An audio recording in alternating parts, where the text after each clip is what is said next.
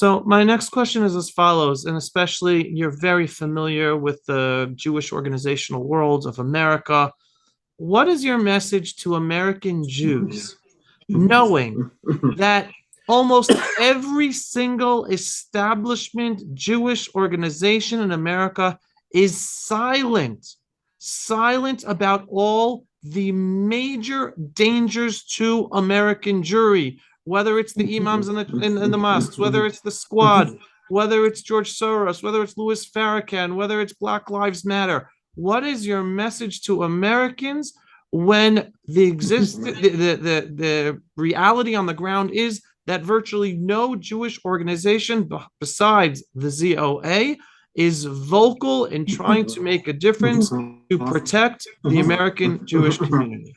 Well, first of all, there is an emerging group that's really calling out Jewish leadership on the points you just elaborated. It's formed by Charles Jacobs and Avi Goldwasser, a Jewish leadership group, and they're really exposing Jewish leaders for not defending Jews against Black anti-Semitism and Islamic anti-Semitism and not speaking out. So I'm really grateful that he's taken a strong public stand.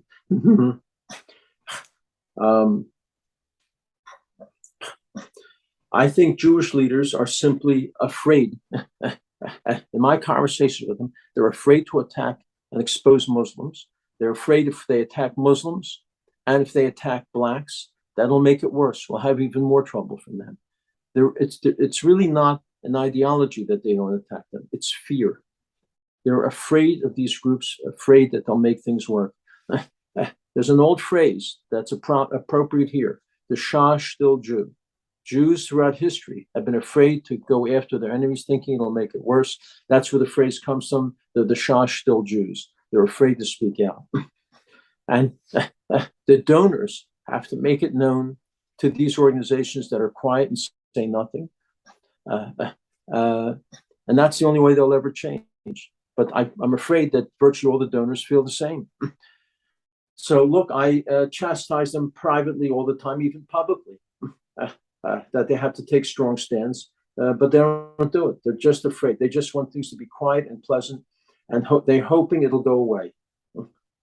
Just as the Jews in the 30s were hoping it would go away. I don't want to make that sort of extreme analogy, but the thesis is the same. But when you see danger to Jews, too many times Jews are hoping it simply goes away. And that's not the case. Appeasement always fails. Right. Throughout history, we've learned that. If you appease, you only get those bad, terrible actions against Jews back in spades. And we're appeasing our enemies right now, and we're not speaking out. Right. So, but we at ZOA will continue to speak out as long as we have the strength and the resources. We'll continue to speak out.